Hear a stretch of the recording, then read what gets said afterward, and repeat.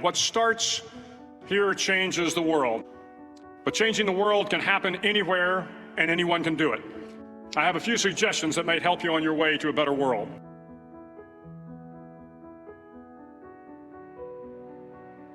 And while these lessons were learned during my time in the military, I can assure you that it matters not whether you ever served a day in uniform. It matters not your gender, your ethnic or religious background, your orientation, or your social status. Our struggles in this world are similar, and the lessons to overcome those struggles and to move forward, changing ourselves and changing the world around us, will apply equally to all. So here are the 10 lessons I learned from basic SEAL training that hopefully will be of value to you as you move forward in life.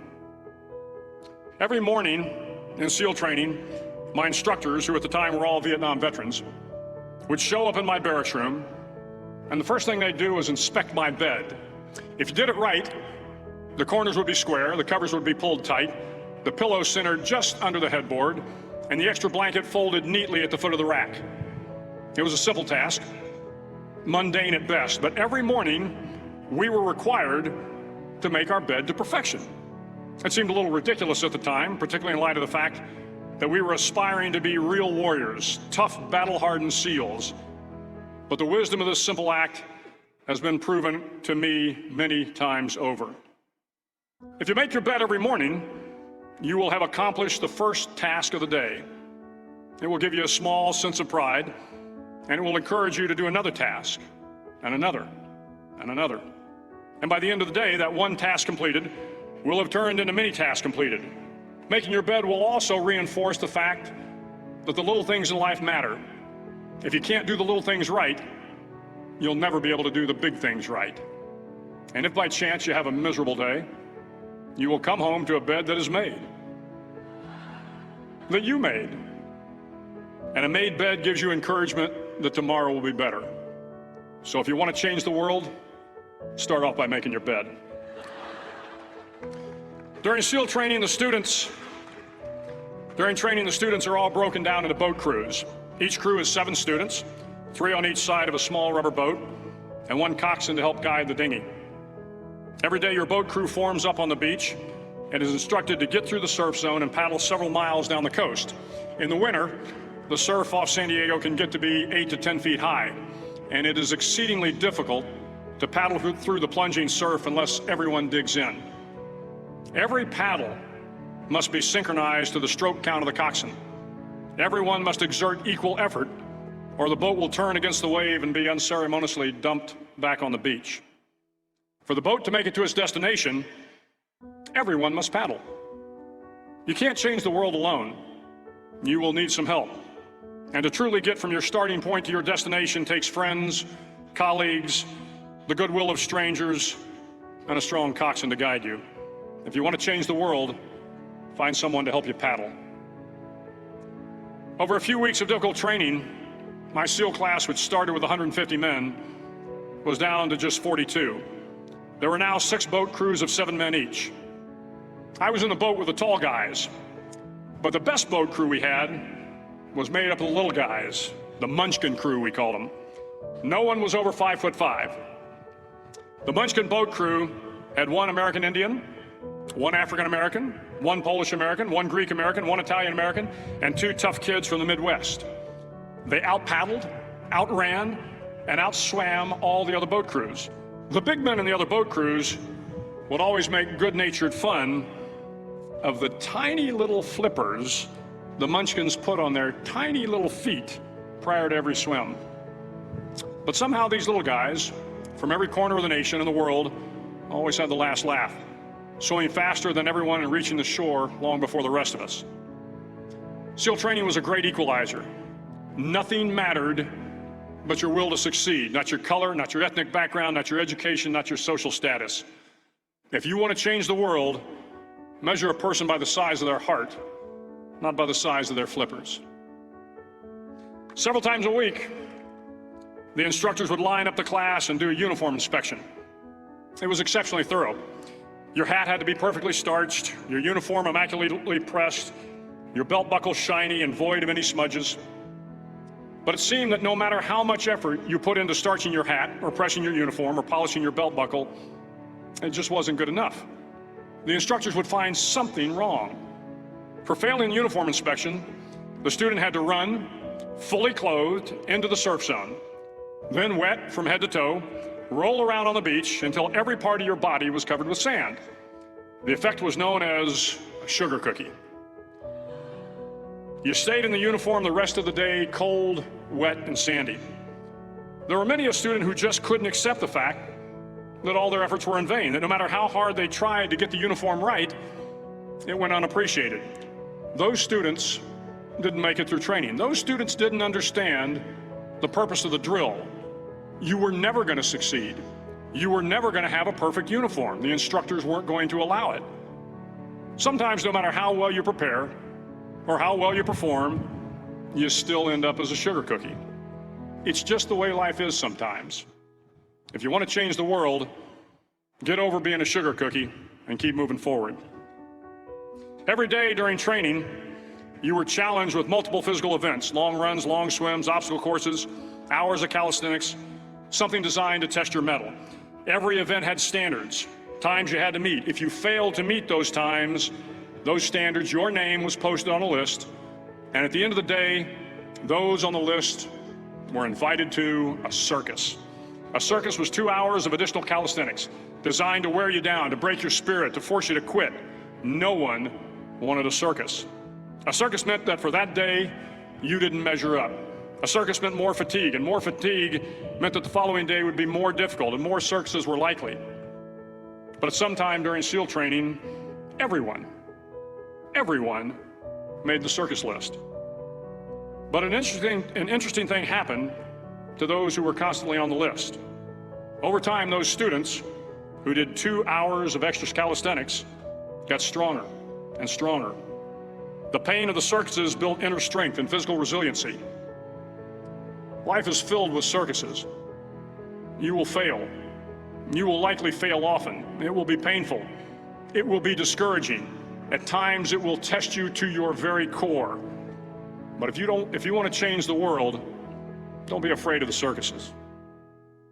At least twice a week, the trainees were required to run the obstacle course. The obstacle course contained 25 obstacles, including a 10-foot wall, a 30-foot cargo net, a barbed wire crawl, to name a few. But the most challenging obstacle was the slide for life. It had a 3-level, 30-foot tower at one end and a 1-level tower at the other. In between was a 200-foot long rope.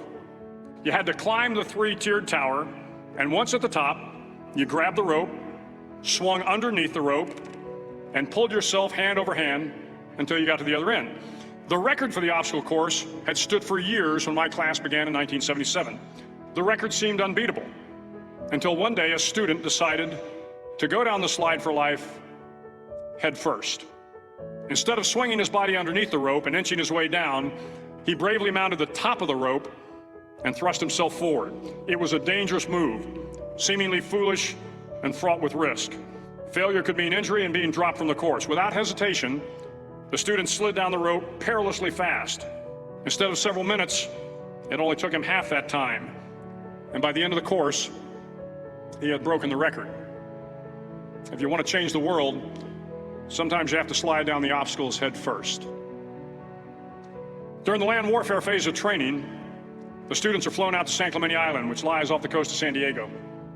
The waters off San Clemente are a breeding ground for the great white sharks. To pass SEAL training, there are a series of long swims that must be completed. One is the night swim. Before the swim, the instructors joyfully brief the students on all the species of sharks that inhabit the waters off San Clemente. They assure you, however, that no student has ever been eaten by a shark, at least not that they can remember. But you are also taught that if a shark begins to circle your position, stand your ground. Do not swim away. Do not act afraid. And if the shark, hungry for a midnight snack, darts towards you, then summons up all your strength and punch him in the snout, and he will turn and swim away. There are a lot of sharks in the world. If you hope to complete the swim, you will have to deal with them. So if you want to change the world, don't back down from the sharks. As Navy SEALs, one of our jobs is to conduct underwater attacks against enemy shipping.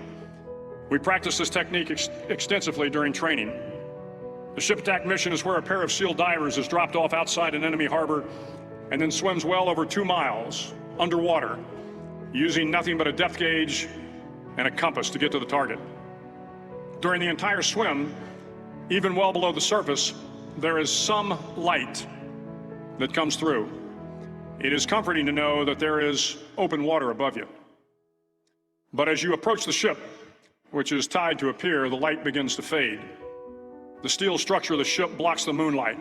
It blocks the surrounding street lamps. It blocks all ambient light. To be successful in your mission, you have to swim under the ship and find the keel, the center line, and the deepest part of the ship. This is your objective.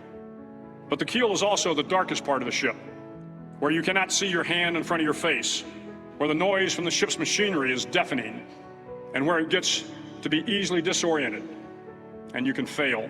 Every SEAL knows that under the keel, at that darkest moment of the mission, is a time when you need to be calm, when you must be calm, when you must be composed, when all your tactical skills, your physical power, and your inner strength must be brought to bear.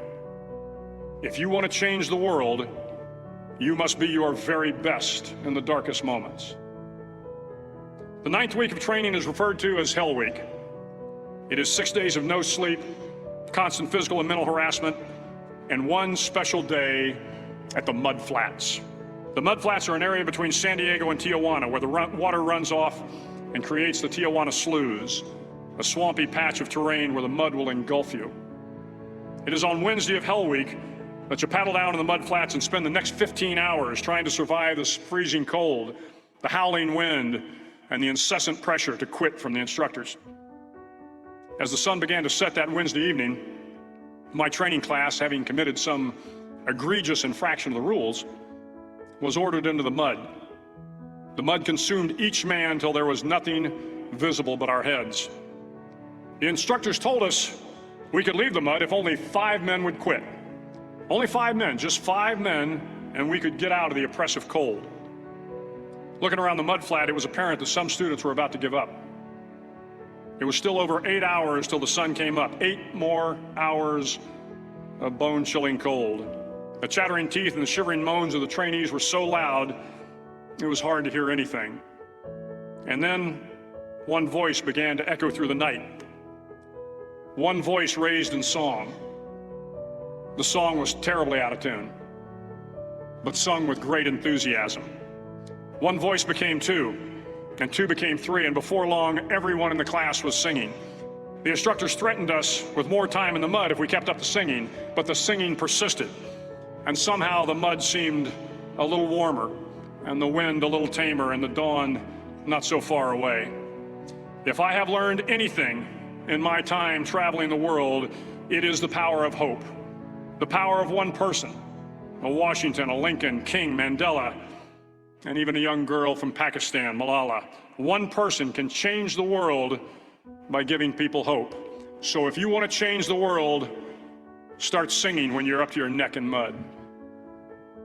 Finally, in SEAL training, there's a bell. A brass bell that hangs in the center of the compound for all the students to see. All you have to do to quit, is ring the bell. Ring the bell, and you no longer have to wake up at 5 o'clock. Ring the bell, and you no longer have to be in the freezing cold swims. Ring the bell, and you no longer have to do the runs, the obstacle course, the PT, and you no longer have to endure the hardships of training.